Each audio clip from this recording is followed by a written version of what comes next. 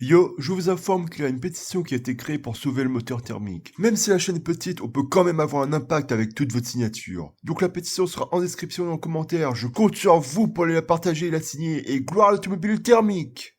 La Mercedes CLK GTR, une tueuse des courses d'endurance.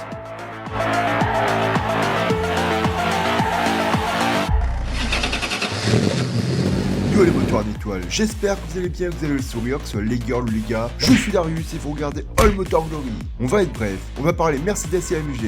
Merco pour les intimes, c'est une voiture des années 90-2000, voiture de course homologuée route, son histoire commence sur la piste. Vous avez vu le titre et la miniature, c'est une vidéo d'histoire sur la mythique Mercedes CLK GTR. D'où vient cette voiture? Quelle est son histoire? Qui est-elle? Quel bouleversement elle provoquera? Vous le saurez dans cette vidéo. Sur ce, bon visionnage.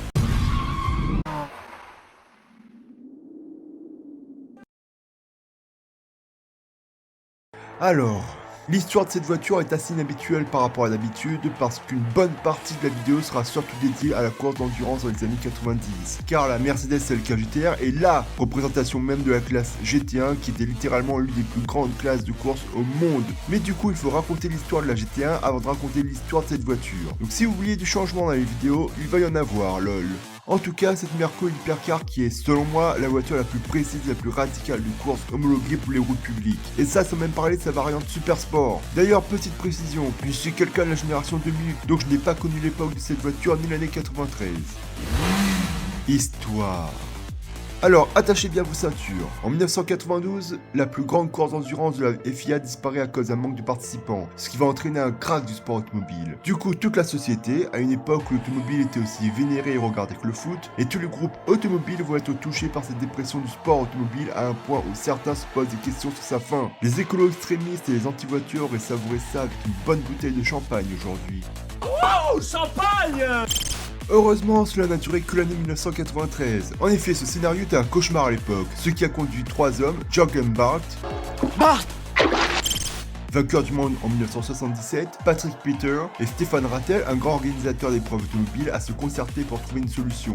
Ensemble, ils formeront la série PPR Global GT, dont les noms sont les initiales des noms de famille et créateurs. Par souci d'équité, la série PPR a été divisée en 4 catégories, les classes GT1, GT2, GT3 et GT4, GT1 étant la plus rapide et ainsi de suite.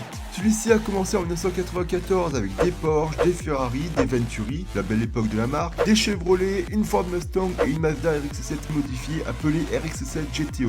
Oui, GTO, mais ça n'a rien à voir avec le manga. Et équipé d'un rotatif, c'est d'ailleurs l'une des dernières fois qu'on verra un rotatif en compétition. D'ailleurs, petite pub, pour ceux qui veulent voir les vidéos que j'ai faites dessus, c'est dans les fiches. Mais la compétition commence vraiment à prendre de l'ampleur en 1995 lorsque McLaren, qui à l'époque était un sorte de préparateur automobile et fabricant de voitures de course et non un constructeur comme aujourd'hui, sort la McLaren F1 GTR pour la catégorie GT1 aux côtés des mythiques F40 LM et Porsche 911 et qui va vraiment écraser la concurrence à tel point que la classe GT1 était devenue un ramassis de Ferrari et de Porsche, regardant McLaren disparaître et que tous les spectateurs étaient plus soucieux de savoir qui allait avoir la deuxième place plutôt que la première tellement la McLaren F1 GTR était monstrueuse. Celle-ci a remporté le championnat BPR en 1995 et 1996 et a même remporté le Mans en 1995. La F1 GTR avait cependant un sacré défaut, car c'était à l'origine une voiture de route qui a été préparée en voiture de course et non une voiture qui dès sa naissance était destinée au circuit. En fait, la version GTR, non pas toi, ne devait à la base jamais voir le jour. Ce sont trois des propriétaires de la marque qui voulaient que la McLaren F1 devienne un chef-d'œuvre de course et au final, ils ont bien eu raison de la faire. En fait, le secret de la GTR était dû à une combinaison châssis carbone poids-plume avec un moteur V12 monstrueux signé BMW. Pour les novices, un V12, vous vous souvenez du V6 de la Clio V6? C'est la même chose mais avec 12 cylindres. Et même si les V12 n'ont plus rien d'extraordinaire aujourd'hui à part leur noblesse, il faut se rappeler qu'à l'époque c'était ce qu'il y avait de mieux et de plus puissant. Mais même aujourd'hui, plus un moteur de cylindre et plus celui-ci a un couple présent. Dans le sens où si un V12 et un 4 cylindres ont autant de couple sur le papier, dans une voiture du même poids, le V12 sera toujours supérieur en accélération par rapport au 4 cylindres. Notamment car il y a plus d'explosions par tour et donc moins de temps mort. En plus de l'avantage d'avoir un volant moteur plus léger. D'ailleurs c'est pour ça que c'est essentiellement les V12 et les WD-40. Attends quoi ? Et les W16 qui arrivent à contrer les poubelles électriques en ligne droite. Et c'est d'ailleurs pour ça que les électriques sont aussi vifs, car en plus du couple instantané, sur un tour d'un moteur électrique, celui-ci a 0 point mort car l'électricité pousse le rotor en permanence. Bon, on s'est un peu égaré là. On en était où? Ah oui. Le BPR a remporté un grand succès, que ce soit à la télé ou chez les constructeurs, ce qui a attiré l'attention de Porsche et Mercedes. Bon, Porsche avait déjà leur 911-993 GT2 Evo, mais tout comme la McLaren, c'était une voiture de route qui avait été modifiée pour la course. Porsche a donc décidé de créer une voiture de course pour mettre fin au règne de la McLaren F1 GTR. Vers la fin de la saison 1993, la Porsche 911 GT1, la tueuse de GTR, mais pas toi purée, était prête.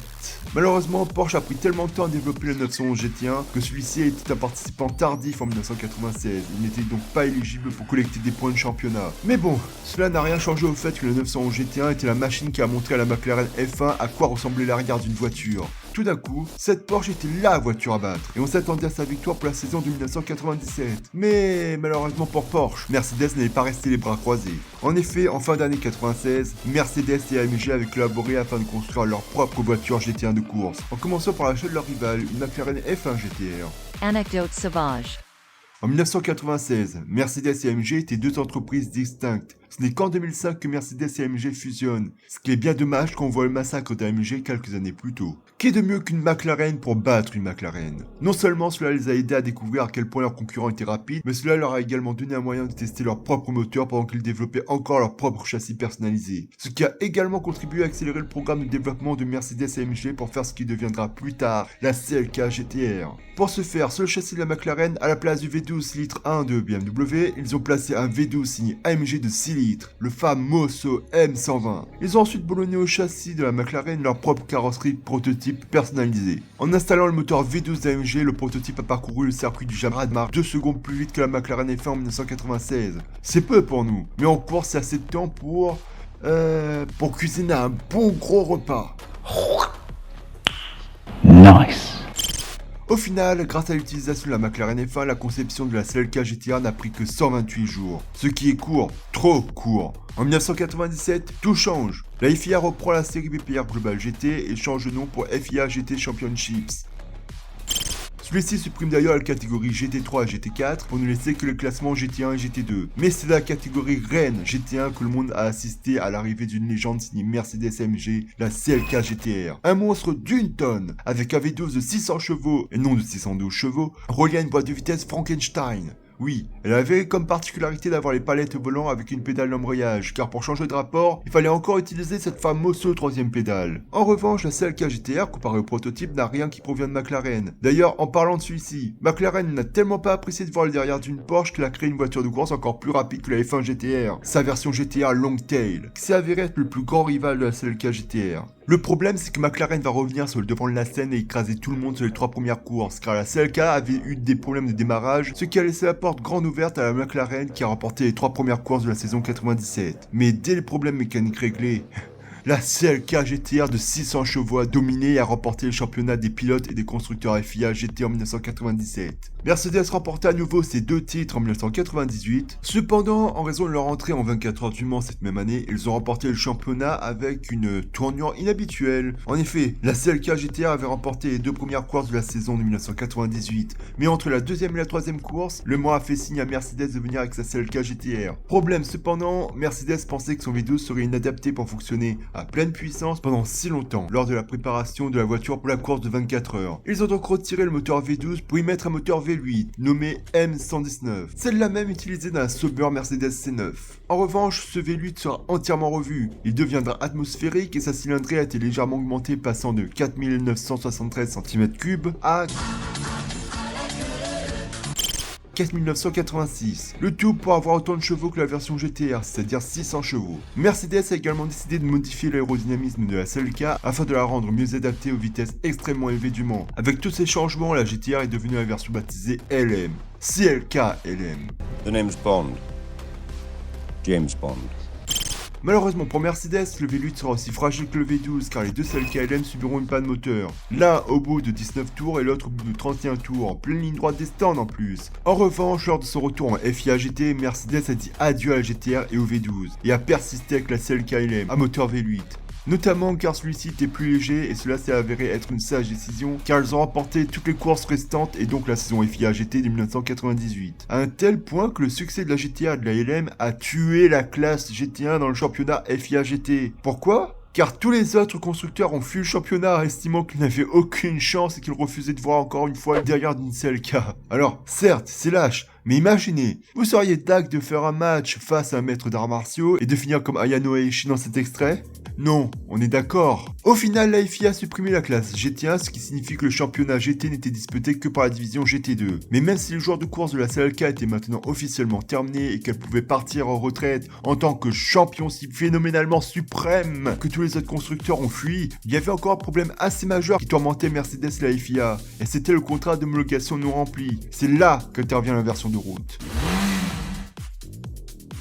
La FIA a stipulé dans le contrat que pour courir dans la classe GTA, les constructeurs devaient également fabriquer des versions routières de la voiture de course. Les autres constructeurs avaient pour la plupart honoré leurs promesses d'homologation, mais pas Mercedes. Ils avaient promis de fabriquer 25 exemplaires routières de la CLK GTR, mais seulement une seule a été conçue et a été conservée par Mercedes. Très clairement, cela a énervé les autres constructeurs, car ils avaient l'impression que Mercedes et AMG avaient tellement coercifié leur CLK GTR qu'elle n'était ni rentable ni homologable pour la route. Il faudra attendre fin 1998 pour que la production des 26 voitures débute et se terminera en été 1999.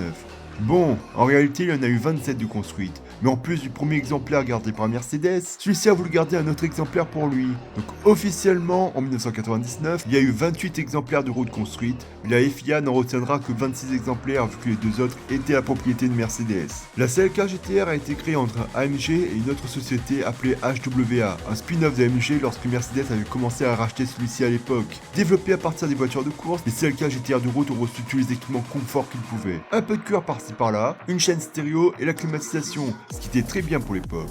Mais ça n'enlevait pas le côté radical de celui-ci, ce qui était très gênant car Mercedes, qui surtout à l'époque, était une marque de vieux, pas une marque de pseudo-sportif comme maintenant. Petite précision, le terme pseudo-sportif n'a rien de méchant. Du coup, la CLK GTR faisait un peu tâche dans le paysage de Mercedes, mais c'est justement ça qui a amené celui-ci vers les supercars avec la SLR McLaren plus tard. La version de route de la CLK GTR était équipée des mêmes organes que celle de course, donc de la boîte bizarre avec la pédale d'embrayage pour changer de vitesse, et du V12. Mais celui-ci subira moult modifications. En effet, la cylindrée passe de 6 litres à 6 litres 9, et on passe de 600 chevaux à 612 chevaux. Ok. À 6800 tours minute. Ah bah ça valait bien le coup d'augmenter la cylindrée, tiens. Par contre, accrochez-vous bien, 775 Nm. 775 Nm de couple à 5250 tours minute. Tout ça envoyé au roue arrière. C'est un tank. À l'ancienne certes, mais c'est un tank quand même. Surtout qu'avec tout le confort, la GTR de route pèse 1545 kg. Donc 500 kg de plus les gens. Pour les autres chiffres, on passe rapidement. 0 à 100 en 3 secondes 8. 0 à 200 en 9 secondes 9. Pour une vitesse de pointe de 345 km/h et pour un prix de 1 550 000 $. Soit l'équivalent de 2,5 millions de dollars aujourd'hui. Donc le prix de la Koenigsegg C6R boîte méca, qui est ma voiture de rêve. D'ailleurs, il faudrait que je pense à faire une vidéo sur elle un jour. Malheureusement, la voiture aura beaucoup de mal à se vendre. Déjà, il faut se rappeler que c'est une voiture d'avant l'ère des hypercars, donc de la Bugatti Veyron, et qu'une voiture à ce prix-là pour l'époque, c'était impensable. Et en plus, comme dit plus tôt, les clients de Mercedes à l'époque, c'était des vieux qui voulaient du confort des boîtes auto. Donc seulement 20 des 26 exemplaires sont vendus. Du coup, pour vendre les 6 derniers exemplaires, AMG a une idée ingénieuse. Et si on en faisait des roadsters? Alors, est-ce que ça a marché? Oh que oui, du moins esthétiquement. En combinant une supercar avec un roadster, ils ont fait quelque chose qui sans doute était moins bon, vous allez savoir pourquoi dans un instant, mais était vraiment spectaculaire à tous les points de vue, car si la CLK GTR normale était fade pour vous, alors la version roadster devrait certainement vous faire de l'œil. Avec des ajouts et des modifications sur la carrosserie, ainsi qu'un nouvel aileron arrière, cette voiture est vraiment menaçante et mélange vaisseau spatial sur roue avec une voiture de course. Les deux seuls inconvénients de cette voiture sont que contrairement à ses apparences, la version coupée reste meilleure que la roadster, car les modifications que la voiture avait reçues pour la transformer en roadster loin alourdi de 85 kg, alors que le châssis restait tout de même moins rigide malgré les renforts. Bon, ensuite, Mercedes et AMG se sont permis de faire un easter egg avec deux modèles de CLK GTR coupé. Pour ceux qui se demandent c'est quoi un easter egg, c'est une petite surprise cachée que l'on retrouve souvent dans les jeux vidéo et qui fait référence soit à d'autres jeux vidéo, à quelque chose de la culture populaire ou à la présence de mini-jeux, comme attention, ça va spoiler! Repérer tous les chats lors des phases de recherche dans Judgment, la présence surprise d'Hideo Kojima, le créateur de la saga Metal Gear dans Cyberpunk 2077, la bibliothèque et le bureau de Devola et Popola de Nier Replicant dans Nier Automata, etc. Cet easter egg, signé Mercedes, est que deux exemplaires coupés En plus des 26 exemplaires, ont été construits et vendus un an après les versions cabriolet, alors que Mercedes avait rempli la part du contrat. Au départ, Mercedes avait justement mentionné qu'il s'agissait d'une version coupée standard, mais en réalité, elle abritait quelque chose d'assez spécial. Un V12 AMG de 7 litres 3, de 730 chevaux, le même qui allait alimenter la Pagani Zonda. Bien évidemment, les journalistes avaient compris qu'un truc clochait et Mercedes avoua que ces deux monstres étaient connus sous le nom de Mercedes CLK GTR Super Sport. La vitesse maximale n'a jamais été officiellement révélée, mais certains prétendent qu'elle était de 375 km/h. Certes, le record de vitesse était détenu à l'époque par la McLaren F1, mais ça reste impressionnant quand même. Mais en vérité, pour beaucoup de personnes à l'époque, c'était de la folie de mettre ce moteur dans la CLK GTR, car la version d'origine avait tendance à être instable à haute vitesse. Heureusement, Mercedes s'est rappelé du crash de la CLR et a apporté quelques modifications à la lame du pare-choc avant et à l'aileron pour améliorer la stabilité de la voiture à haute vitesse. Ce qui était très sage de leur part, en effet. Remercions la CLR du Mans 1999 pour ça. D'ailleurs, petite anecdote concernant l'une des deux Super Sports, le châssis numéro 17. Si vous en voyez une argentée avec un intérieur rouge, sachez qu'elle est à la base celle que l'on surnomme The Red SS en anglais. Non, je vous vois venir, ne liez pas le SS au méchant allemand de la Seconde Guerre mondiale, merci. Car elle était à l'origine peinte en rouge avec un intérieur beige, ce qui la distingue de l'extérieur argenté et de l'intérieur noir que pratiquement tous les autres CLK GTR avaient. Cependant, lorsque la voiture a changé de propriétaire, elle a ensuite été peinte en argent et l'intérieur a été refait en rouge. Voilà. Quand même, la CLK GTR est issue d'une des plus belles époques de l'automobile et du sport automobile. Une époque où tous les constructeurs jouaient à qui avait la plus grosse, avec des moteurs de plus en plus gros et puissants, des boîtes manuelles de plus en plus précises, des voitures de plus en plus folles avec des technologies venant de la compétition. Une époque qui sera tuée par l'arrivée de Tesla et de ses poubelles en 2013, qui aura tué le moteur thermique et qui aura poussé beaucoup de passionnés en dé... et aussi... Et c'est vrai pour le coup, une connaissance sur les réseaux sociaux est passée à cause de ça, que son âme repose en paix. Qui comme moi pensait vivre heureux jusqu'à ses vieux jours avec des moteurs thermiques de plus en plus novateurs et technologiques et de plus en plus puissants et avec pour beaucoup des boîtes manuelles encore plus sensationnelles. Car pour eux, comme pour moi, l'automobile, le vrai, c'est toute notre vie. Bref. La CLK GTR restera une voiture mythique et sera la première voiture de route basée sur une voiture de course au lieu de l'inverse. Ce qui a donné une supercar différente de presque tout ce qui pouvait se faire à l'époque et qui inspirera des marques comme Mark Gumper en faisant la même chose. Prendre une voiture de course et la civiliser par la suite. Et peu importe le temps qui passe, la CLK GTR fera tourner toutes les têtes qui auront les yeux rivés sur cette déesse de la route et ça même sur un plateau lorsque le moteur thermique sera interdit en Europe.